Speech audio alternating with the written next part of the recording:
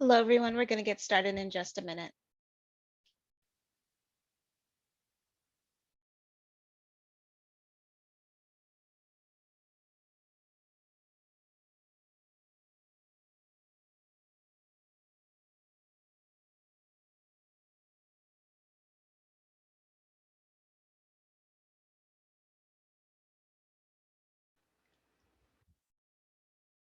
Hello, we're going to get started in just a minute. While we wait, if you'd like to say hello in the chat box, let us know where you're joining us from.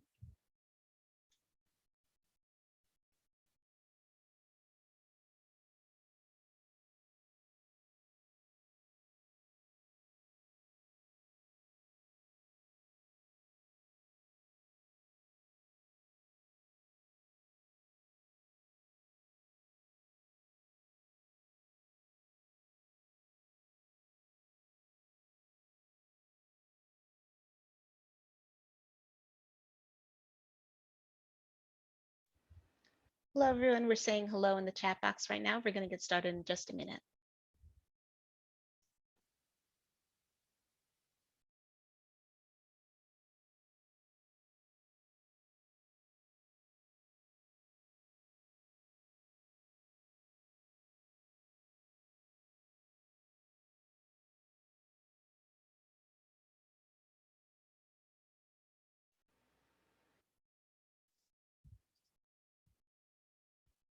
Okay, we're going to go ahead and get started. This webinar is being recorded. A link to the recording will be made available on the NSLA's website. As we're going along, if you would like to chat with each other in the chat box, you feel free to do that. If you have any questions for our panelists, please put those into the Q&A box so we can make sure to see that and ask and answer those live. With that, I will turn things over to Aaron Dworkin. Aaron? Okay. Well, welcome. Thank you, Leslie. Welcome, everybody, to our continuing celebration of National Summer Learning Week. This is a chance, our annual chance, to put a spotlight on what's working to help young people over the summer months, to celebrate the great work so many people are doing, especially coming out of COVID, and using these programs to help students catch up and prepare for the coming school year, and to highlight the value of the great federal investments, billions of additional dollars that have been invested in this field and programs that is going to be impacting kids' lives, not for just only this summer, but for future summers to come. So every day we've been having a theme, lots of events and programs have been going on across the country. Today's theme is about celebrating future leaders and looking at how summer programs can be used to help young people prepare for new careers and industries and different skill sets that they might not have exposure to during the school year. So we're going to hear from amazing panelists. I just want to share a couple opening context points for us, and then we will get to some great messages from some folks, and then you'll hear from John Ford, our moderator today, who we're very fortunate to have join us. But just want to remind folks, if you don't know who we are, NSLA has been around for more than 25 years, working to close the achievement opportunity gaps, which research shows grow most dramatically over the summer months. But now we've moved not only focusing on combating summer learning loss, but also COVID learning loss. And really our vision is that for all young people in this country to have access and the ability to participate in a high quality summer program every year of their lives. Next slide. So I'm not going to belabor this if you've heard me speak about why summer is so important, but I'll just go really quickly. Just, when we talk about summer programming, what we're really talking about is how do we fight inequity in education and how do we promote opportunity in education. And so many creative summer programs like the ones you're going to hear about are doing both. But we also want people to know it's not only great for young people, it's great for adult educators as well. A lot of summer programs double up as staff training, which you'll hear about. It's also a chance to be innovative. We believe the summer time is almost like the R&D time, the research and development time for education, where you could test out new ideas and try them out before you scale them citywide, district-wide, school-wide. It's also a time for integration in terms of breaking down artificial silos in education and getting folks to work together who may not always be doing so, even though they're trying to serve typically the same kids and families and neighborhoods. So everybody wants to work together. Once the school year starts, it's hard to do so, but in the summer, you have a chance to really bring people together in a deep way. And then the impact we all can make, both at the personal level on the student, but also on a community, and then collectively we see the impact all of us together can now have on the country and is shaping their priorities. Next slide. So just want you to know a few resources. We're doing a huge national awareness campaign this week and for future couple weeks to come to promote a new resource called discoversummer.org, which lists we hope you'll share it out. You type in your neighborhood and all these different programs near you could pop up, and then it has a lot of other great resources for folks: how to find a meal, find a mentor, reading support, STEM help, jobs, all this different great stuff from our partners are on this website. So we hope you'll share that out. And then also just to be aware, coming up, next slide, a few things. So this is July, so we're talking about it, even though a lot of our partners are busy serving kids right now. But in November, our annual conference is going to be happening again, in person, safely, but in Washington, D.C. And there's the early bird registration rates. It's going to be probably our biggest and most important conference we've ever had. We hope everyone listening today will join, register, participate. And also in the fall, as people are thinking about how to prepare for their programs, even for the next summer, we have our consulting practices, and we call it Summer Starts in September. So we want people to think about, how to make a great program, built into the year-round planning. Also, we have different summer youth employment and healthcare, professional learning communities that will be meeting at our conference and then meet quarterly during the year. So if you're interested in hearing what the panelists are talking about, we have chances to bring you into conversation with folks like them more regularly. So that's everything going on here. I think we have we have a message from our U.S. Secretary of Education, Miguel Cardona. Hi, I'm Miguel Cardona, U.S. Secretary of Education and proud father of two. This summer is so important to help young people reconnect with friends, peers, and educators after such a difficult year. It's time for students to rediscover the joy of learning, brush up on their skills in reading, STEM, athletics, and the arts. There's no better way to ensure they'll be ready to return to the classrooms this fall. Visit discoversummer.org to find nearby summer programs and resources to keep kids safe, healthy, and learning. This message is brought to you by the National Summer Learning Association. All right. Well, thank you, Secretary Cardona. He recorded that message for us a couple days ago, and that's going to be airing on 800 radio stations across the country as well. So I think all of us should really feel proud that from the highest levels hear and see what you're all doing. They know it's important. They want to celebrate it. So we're going to start doing that. And today's theme can't be more important. We have great panelists, but I would like to just introduce and welcome our moderator, John Fort, who is maybe many of you recognize him from his being a reporter and co-host on CNBC of their show Tech Check, and he's had a long career in journalism, also as a print reporter in San Jose before. So he's not always been on TV, but also covering, and he's a real expert on business and technology, but also very passionate about this topic. And John, I'm going to ask you to share a little bit about your background, but I just want to celebrate the fact that you generously agreed to join the board of National Summer Learning Association. So we're really excited about that. And in addition to being a husband and a father, you have created your own curriculum on a really important topic on the history of the Black history in America, and you're teaching it and you're distributing it. So we'd love to hear about that too. So you're an educator, you're in media, but you're an expert also on our economy. So welcome, John, to help facilitate our conversation. Thanks, Aaron, for that very generous introduction. And yeah, I mean, I am passionate about summer and summer learning. It just so happens, after George Floyd was murdered last year, and that happened right around Memorial Day, I, as a father, was looking into how am I going to communicate with my own kids about that. And what ended up happening was summer learning. I developed a curriculum, researched it, and taught it to them and 9 other kids over Zoom. So much of what we've had to do and the ways that we've had to engage with folks, including young people, has been over Zoom. And the impact of that, we did it over June and into August. It was 6 weeks, but the impact of that for me was just amazing to hear from parents of alumni, friends from college, and also from work, how the kids took what they learned in that experience, both the content, and carried that into the school year and into vacations they took and things that they wanted to see from history, and also their sense of self, right? From this peer group that they now identified with having gone through the experience. They continued to be in touch and do some, online remote gaming and social experiences during the pandemic with a sense of this cohort of young people of color, young Black kids who they had had this learning experience with and this new sense of self. So that just for me, even during a time when we were separated, summer being a time of open possibilities and being a time of enhancement. And it can be both negative enhancement and positive enhancement. What can happen during the summer? Those gaps, as you talked about, can open up if there's stagnation, if there's a lack of stimulation during the summer. That sort of enhances, just staring at a screen, perhaps. Screens can be good, just depending on what they're being used for.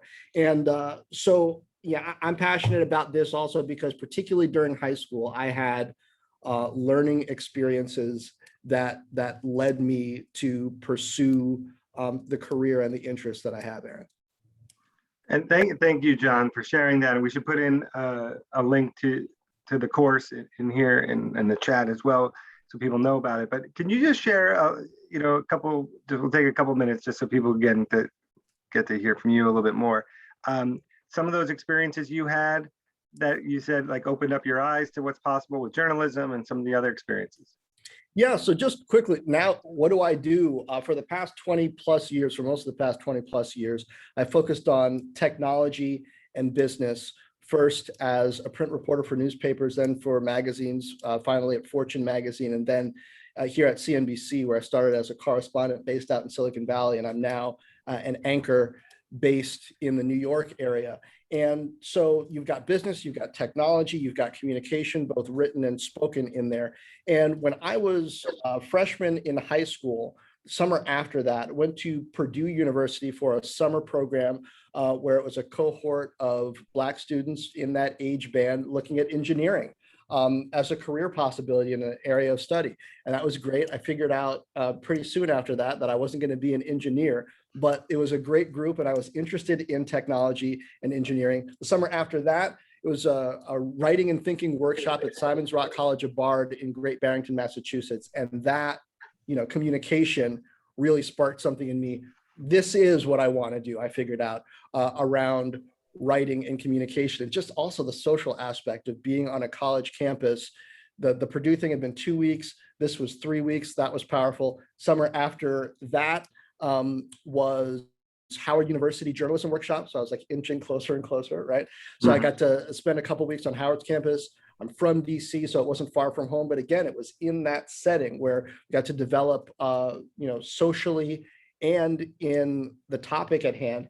And, I'm still in touch with one of the students that I was in that program with. She's not in journalism, but her husband appears on CNBC and I've interviewed him. So that's, those ties continue. And then, I was a recipient of a scholarship from Knight Ridder, a company that no longer exists, but a newspaper chain. And so that final summer after high school, I was working mostly on Capitol Hill as a reporter, chasing around Lloyd Benson and Robert Reich, trying to, report back, grab a payphone and call in whatever they said about interest rates. So that experience, again, during the summer of having to do a real job with that kind of intensity for the first time was just so important.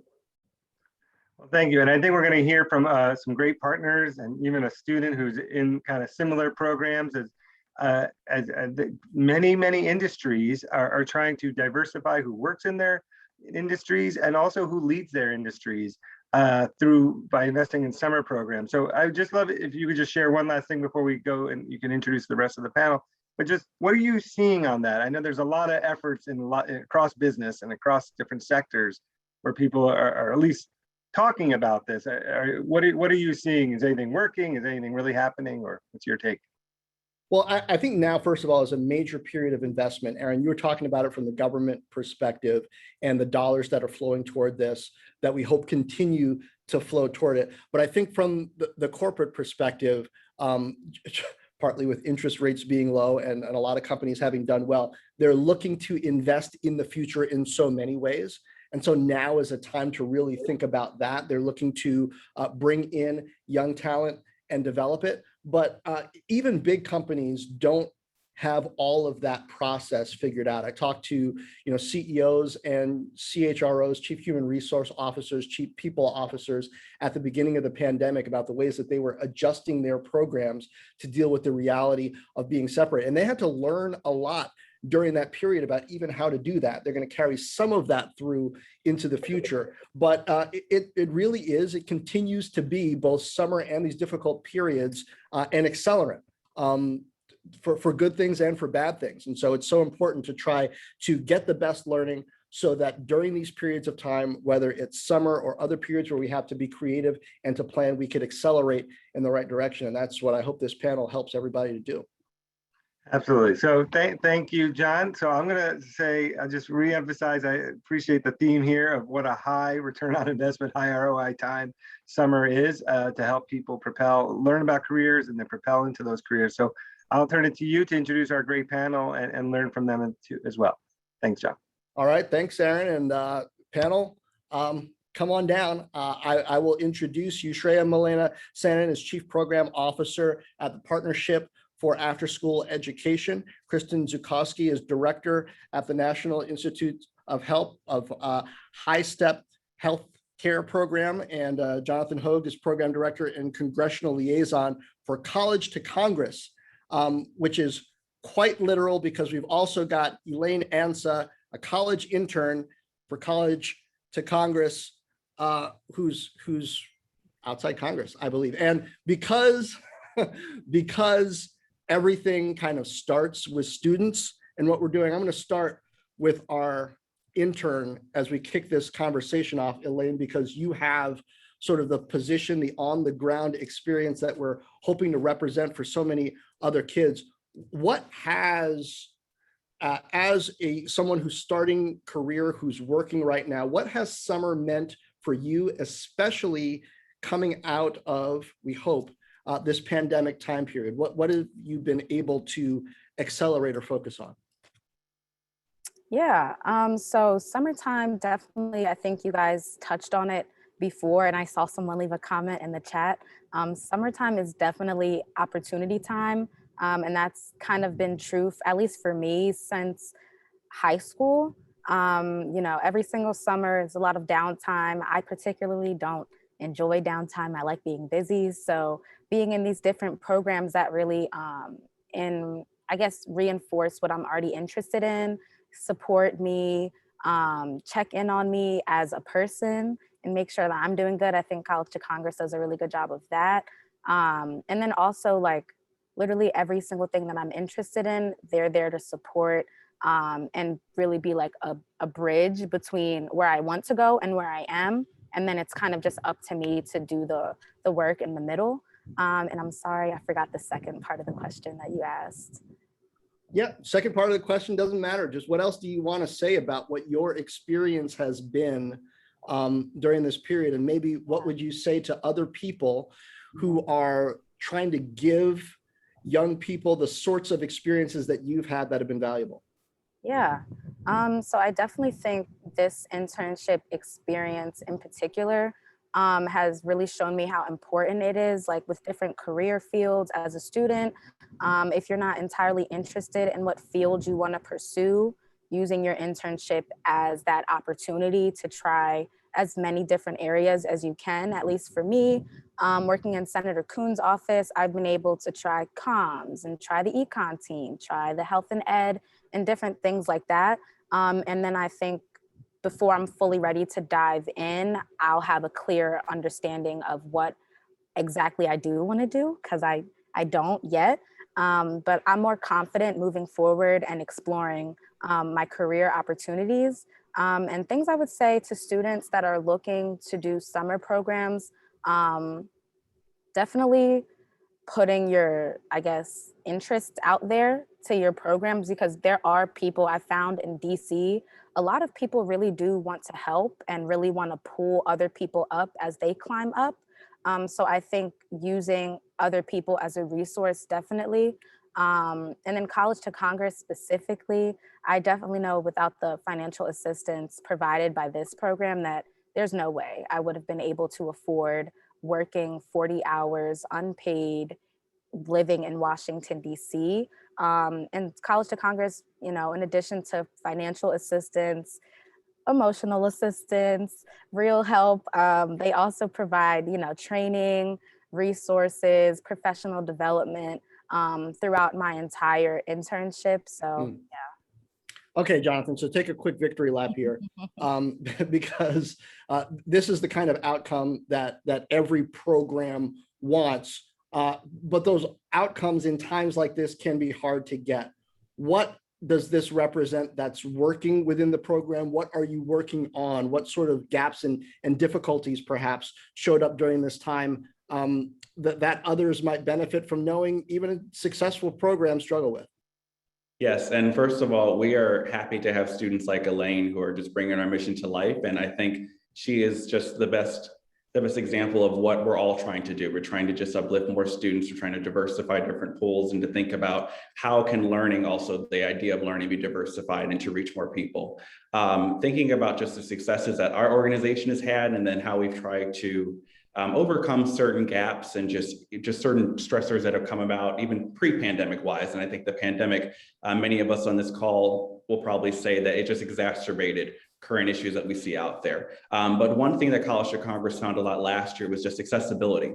Everybody was at home and we had a long conversation as a team. Like, you know, there are a lot of things that we do for students like Elaine in person, bringing them to DC, having those in-person meetings. We do 100 hours for our students of in-person professional development and also have them meet with other professionals and experts in the area. But we had a long conversation like, well, what about the students who are not in DC that we want them to get here, but how are we going to bring that opportunity, those resources to them where they're at? So one of the things that we launched was C2C University, was where we compile all of our information, all of the that great stuff from our experts, even past interns like Elaine, and we have that as a free curriculum online. And currently we have reached around 1,800 students nationwide. And with a program like that, which again, Elaine, I'm just going to keep singing your praises today, that Elaine and others took, it kind of, again, puts that spark in them. It's like, yes, like, you know, this work may seem difficult, but there are a host of individuals and different organizations out there ready to connect you and get you those resources necessary to thrive and just to do your best in any field that you go into. Yeah, now Shreya, jump in here, maybe elaborate on that and talk about maybe the best learning that you got out of the pandemic that is going to continue to influence how you do what you do. Yeah, so I work at the Partnership for After School Education, and we have a summer teaching fellow program where we place college students in community-based organizations to provide academic enrichment alongside socio-emotional programming. And so I think for us, similarly, last year, it was really a pivot to online programming and to really figure out which parts of the curriculum made sense and how to modify and adapt. And I think the biggest lesson for us was really normalizing moving from a very systematized, outcomes-driven, clear process to one that was way more organic, right? That was really mirroring what was happening on the ground at CBOs and in summer programs. But to really internalize, like, what does that mean for us as organizations to also be like, yes, this is all in process, this is all in flux. So I think an example for this is, you know, last year there were a lot of conversations around safe reopening and around effective digital learning that many summer programs, even some of the most effective ones that we partner with, were figuring out logistics the week before, some logistics figuring out the whole summer. Right? Still, we're like, we might meet in person, like until the last week of summer programming. And I think what it really changed for us was to understand how different this last summer and even this summer, right? Like even with vaccination protocols, how different some of these logistics have made programming. I think it's something we try to normalize for our fellows to say, youth work is messy, education can be messy, you know, first week of summer programming can be a little disorganized, but I think as sites, to really normalize that some of this is very much emblematic of the state of world affairs and not really an indictment on fellows or sites or programs. Right. Right. Now, Kristen, before I come to you, I want to all of the participants, all the audience, don't be shy with your questions. Go ahead, tee those up now. I know how this goes. Usually, like when we open it up to questions at the very end, people are like, oh yeah, what was my question? It takes a couple minutes to get those. Go ahead, put them in now. We'll even come to them early, perhaps. We want to make sure to get to the stuff that you're engaged in too. Kristen, now tell me from your perspective, and I think this is something that Treya just alluded to. There's the group of learners who so often we're trying to engage that are going through stuff here, but there's also the staff that you're working with trying to engage the learners that have a process to go through of figuring out what resources do we need? How do we do this time? What was your experience there, Kristen, and is it going to change anything about the way you think about these issues going forward? Yeah, it's a great question. So I spent much of the last year talking to students, talking to my staff, finding out what the resources were, and really talking to the students helped me plan this summer. How long can you be on Zoom? What will help you? I spent a lot of time preparing materials with my staff to actually send to the students ahead of time because our program continues to be virtual this summer. And we were really able to use our staff and leverage our network. And the NIH has campuses across the country. And so sometimes in the past, we have students who are interested in, let's say, environmental health. Well, our campus for environmental health is down in North Carolina. And so we've really been able this summer to connect students to mentors, to future people that could potentially help them in their careers as they're thinking about applying to college and going forward for future internships in a way that we haven't done in the past. And so I think we've been able to utilize a much broader network and send students. So we've been sending them on research group visits, right? Let's go into a lab in Phoenix or in Montana or meet with a professional. And so I think it's really important to help the students, especially in pandemic times, right? We're trying to increase their scientific literacy and their career knowledge, their options knowledge. And so we've spent a lot of time thinking about what that might look like for these students to help them and give them the skills and the resilience that they need in order to be successful in the future. And let me go back out to an expert for more on that. Elaine, I think a big part of summer and summer learning is relationship building, because so often during the school year, relationships are predetermined for you. Here is your class, here are your teachers. It's very structured, but summer is unstructured. You get to form relationships or focus on them in an open environment and learn how to do that. You've had lots of summer experience during a pandemic, not during a pandemic. What has worked relationship-wise for you, both in the pandemic and not in the pandemic? And how have programs that you've been a part of built in things that have really been effective for you? Yeah, so last year with the pandemic did make it harder to connect with people and I guess like really feel a genuine bond between them, because I think it's different online. But it's kind of the same as it is now, and kind of goes back to something I mentioned earlier. People want to help, especially the people who we come across in these types of programs. They're here because they really do want to provide some sort of assistance or whatever. So what I found has worked for me is literally to just like speak up and say something and then kind of build from there, like find the similarities, which usually isn't too hard with people who are involved in these types of programs, generally interested in the same things, but even if they're not, they do want to be like a resource to you. So just kind of seeing, how that could work. And then also, I guess, utilizing like the program staff. Typically, they know people that I wouldn't even dream of speaking to, and they'll be more than happy to connect you. And I also think it's a little intimidating as a student, but literally, I think if you speak up and you say something, people are very receptive to that. And then coming in, with your genuine questions interests, and not just trying to get something from them, but learn from them, because everyone could be a mentor to you is what I've found really helpful.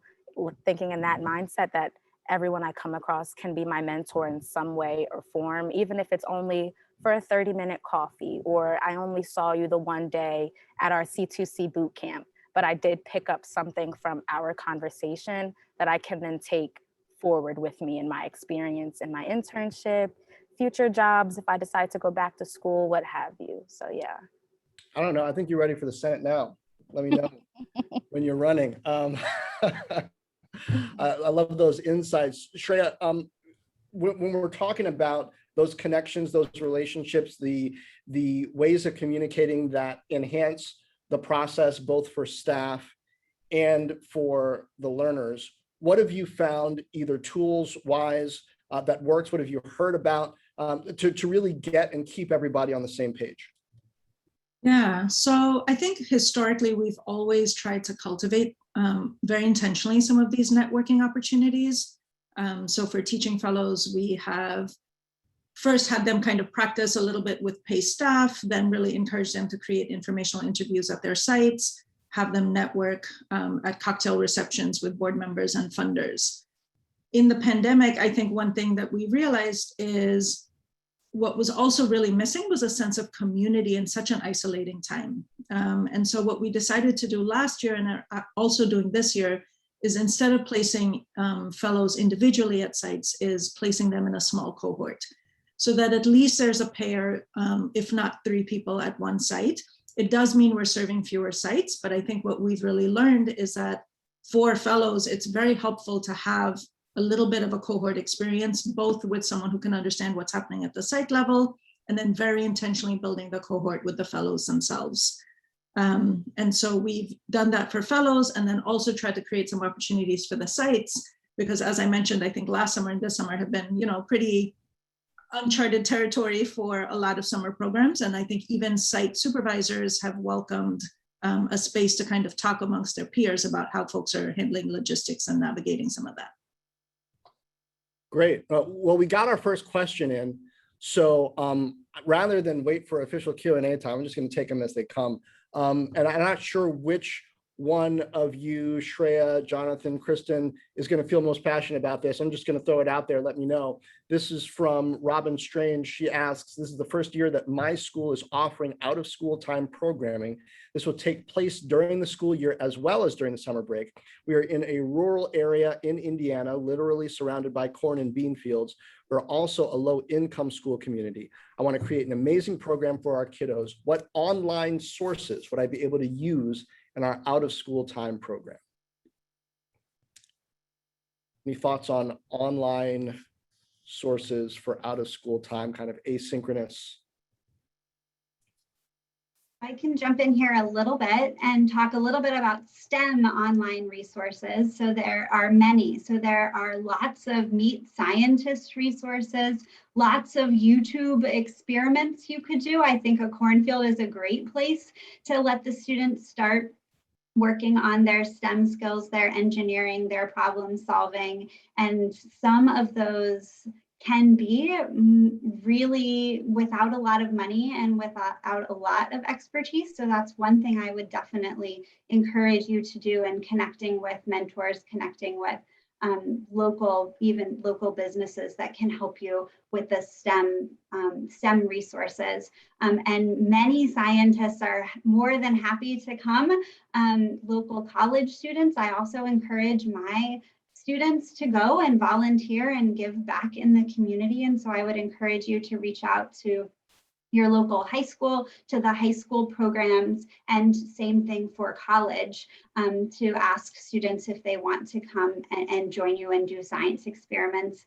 This past year, one of the things we were able to do is a virtual invite a scientist into your home, actually. And so we connected scientists and trainees on campus with local elementary schools and middle schools, and able to go in and tell them a little bit about their research. And so that was a really great experience that we had, and we were able to reach a lot of kids that way. And so I think STEM is really easy. We all know, especially in the pandemic, how important it is for scientific literacy, whether or not students decide to stay in STEM fields later. And so we know, and from research, we know that those early experiences are incredibly impactful and meaningful as students are deciding what career they want in the future. And again, whether or not they stay in that field, but to have some of those basic skills and knowledge that will help them as they're making those decisions in the future.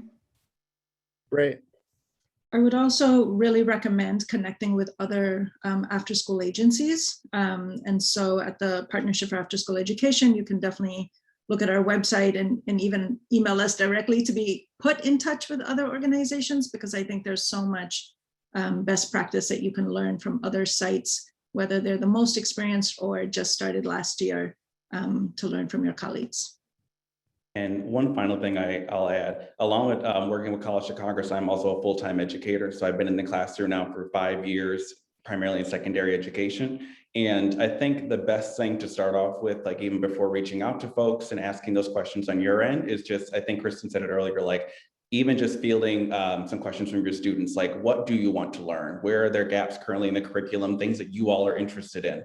I find usually that's the best starting point for me to think about, okay, if I have a student, and oftentimes we talk about STEM, but we know that a lot of students, that learning loss in the summer, it hurts primarily more kids in the secondary field, the ones who are about to even be going into the job market, college and things. And we oftentimes even forget about the soft skills, like what does it mean to network, to send that email, to connect with someone, to do that cold call. So even having students start off saying like, hey, send me the things that you want to learn about, and having them even start off that first week, let's just practice sending emails to one another. Let's call up some folks. And like some people were just mentioning, having them, you know, maybe the school can reach out to different schools, but even putting that onus on kids just to get them interested in, again, diversifying for them. Like you learning during the summer can take on a host of different fields. It can be you focusing on STEM, doing financial literacy, but also again, thinking about those soft skills that we can kind of close that learning gap and to make sure that all students are prepared for their jobs or their careers on day one. Yeah, expand on that, if you will, Jonathan, particularly where it applies to students of color.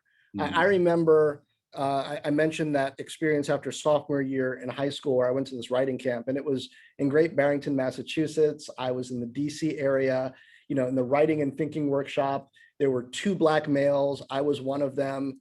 You know, that's where I learned the lyrics to American Pie.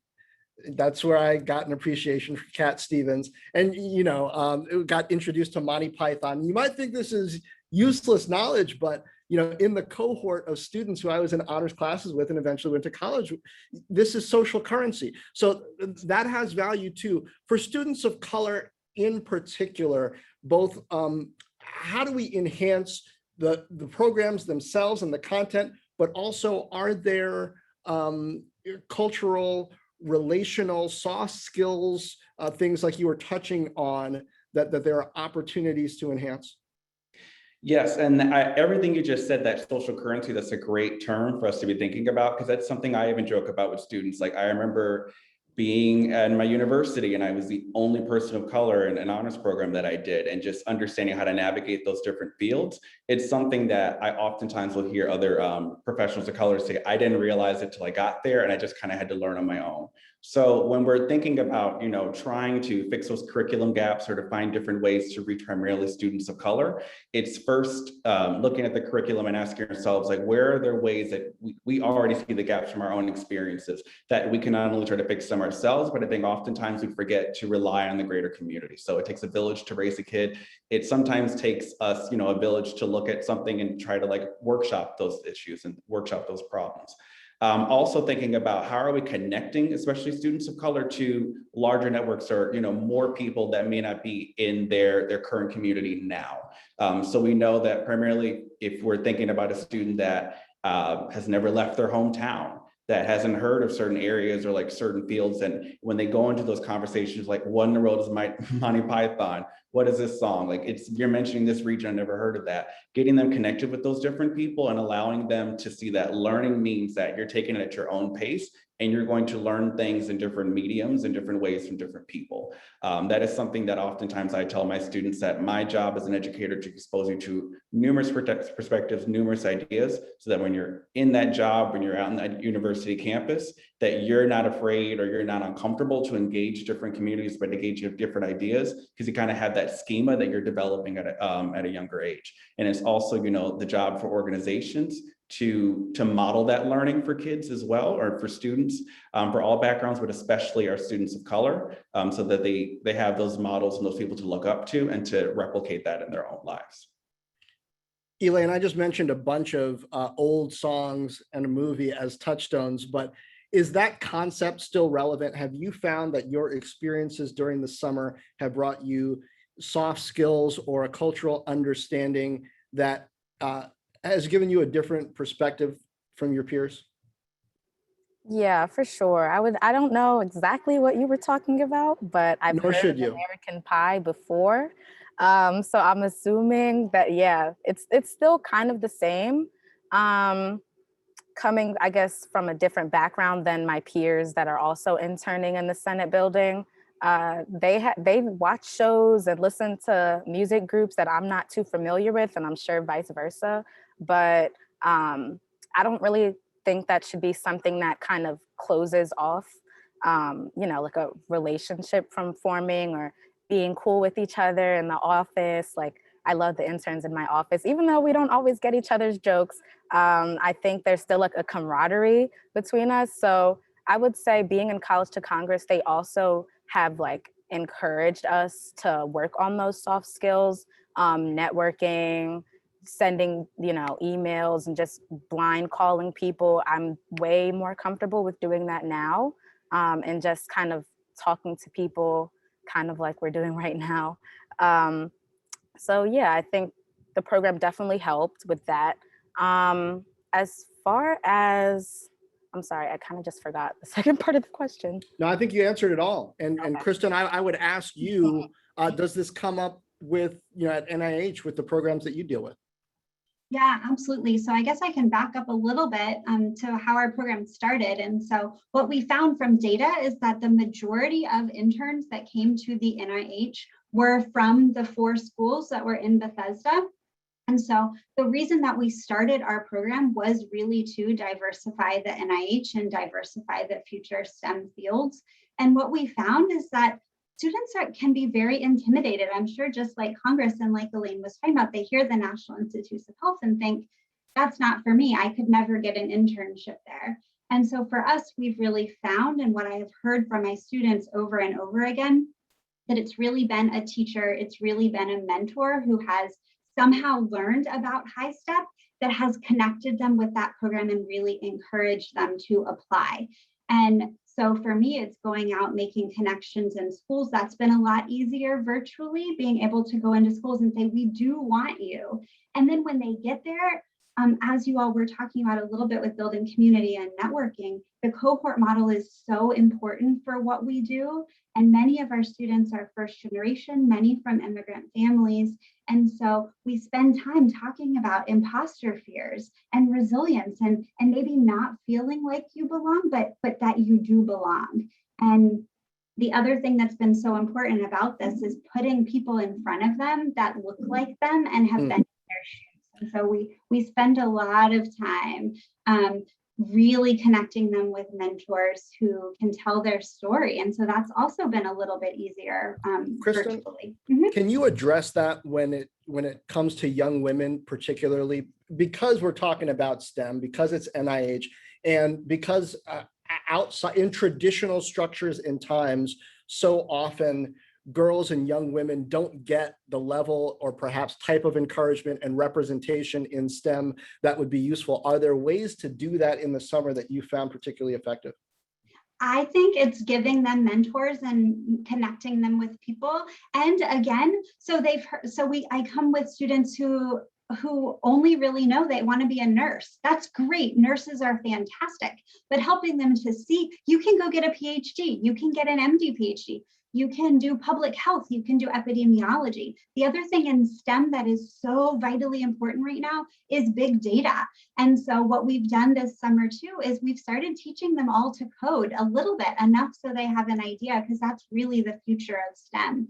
And so I think for young women, it's really important to continue to keep them in this pipeline, give them the skills, give them the knowledge. Again, self-knowledge, leadership skills, we talk about that a lot. And the other thing that I want to say about our program that I think is true in all of these programs is that we really make a commitment to these students for the long term. And I think that's incredibly important too. And so I still meet with students who are now in graduate school. We're in the 7th year of our program. We have our first students that are going on to medical school, going on to MD, PhD programs. And so I think building their structure of mentors that maybe they don't have in their schools or even at home. And so I think that's also really important. And for the men too, right? We know that there are very few faculty members in medical schools who are Black men. And so what are we going to do about this problem? How are we going to connect them with mentors and with professionals that really give them those goals and those skills to get there? And so we teach them too about public health. This summer, we've been talking a lot about health disparities and how they can impact their communities and what they can do to help that in the future as they're thinking about their careers and what they want to do and what type of research they want to do in the future.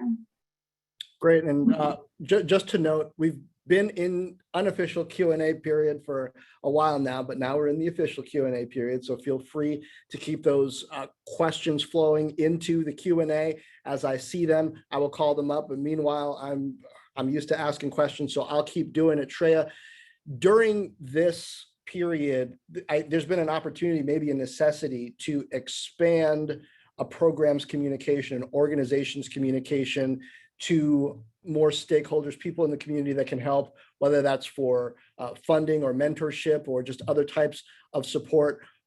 Have you found that? Have there been effective ways that you've done it? Are there things particularly around that outreach that you would recommend to others? Yeah, I think this year in particular, we kind of doubled down on our desire to create our summer teaching fellows as an access program, to really try to make sure that both our recruitment pool and then the students we were selecting try to mirror the demographics of New York City public students as much as possible. So I do think, especially last year, like to really try to build relationships with either colleges, reinvest in relationships so that you don't have to kind of keep reinventing your recruitment pipeline. So to also use a lot of word of mouth. So I think for us, former fellows, like for it sounds like all of our programs, former participants are such a big recruitment for subsequent participants. And I really, I think the piece about broadening stakeholders is, I think this last year, especially when we see what nonprofits have gone through, what education has gone through, is really to try to broaden the group of stakeholders who care about education and who care about after school. So for us, this is something we inherently do as an organization, of sort of seeing our stakeholders as young people, as youth workers, as supervisors, as funders, as corporate partners. But I think really trying to expose as many of our stakeholders as possible outside of the field of education about what's going on, what's the lived reality of nonprofits who are trying to keep our cities afloat and serve our families and serve our young people in the past 2 years almost. And also really help them understand why it's important to invest in young people and in the nonprofits and organizations that are supporting them. Yeah, and Jonathan, Shreya mentioned the recruitment pipeline. Any kind of best practices or tools or ideas, things that have worked best to make sure that the right people know about your program and are, feeding people, good candidates into it and sort of spreading the word in the way that you don't have to do it all yourself? Exactly. I think you just took the thought out of my head. during the pandemic, again, like I said earlier, we kind of had a conversation as a team, like we have all these great resources just with us. We don't want to, hoard all the ideas. And when we were trying to think about pivoting, like a lot of organizations did last summer, we kind of ran into some roadblocks, understanding that some congressional offices were very slow to even start up their internships in general. We're trying to think about ways do they want to bring interns still to DC? Can their staff even withstand that bandwidth? So what we first started doing is that we connected with the Virtual Internship Project, which is a coalition of organizations working to do the work that we are also doing, trying to get interns connected, but they also expanded it to remote opportunities. And from there, we were able to find more colleagues, more people in the field to get our interns connected. And like people have said before, to get them also in touch with those mentors to bring that learning to life. Something else that College to Congress did, thinking about that pipeline, we also held webinars. So we put information all over the web, and we did one webinar focused on HBCU students, and we had very frank discussions. Organization has been dedicated to this work even before I know a lot of the conversations with racial reckonings in the United States in 2020, but a long-standing issue that we have been discussing is that in Congress, especially, if we look at the composition of its staff, 90% of Senate staffers and 80% of House staffers are white, compared to around 69% of the US population. So we held webinars in different forums for students, especially students of color. And one of the big ones was for HBCU students, to talk with them and say, hey, we want you to be interested in public service, but we understand that those pipelines seem like they're not that feasible, or you're not understanding, we not been exposed to okay, where do I even begin? Where do I apply? Can I afford to take this venture? And we offered those resources, but we stayed in touch with them, and we got them connected to people on our team and externally so that they can continue doing that learning, but it's not feeling daunting. Because oftentimes people, when they get into those pipelines and they start doing those processes, they're like, oh, it's not as bad as I seem. But oftentimes it takes, more than one opportunity to get that information out there, to let them know, yes, it may seem daunting to hear that 90 to 80% of all staffers are white, and I may be the only one in that office that looks like me and comes from the same background, but that pipeline is there. And once we get one person into it, it's just going to have a ripple effect that's going to end up making the systemic change we all want to see. That's great insight. And we just got a question in that I think is an important universal issue. And to paraphrase it, it's what about parents?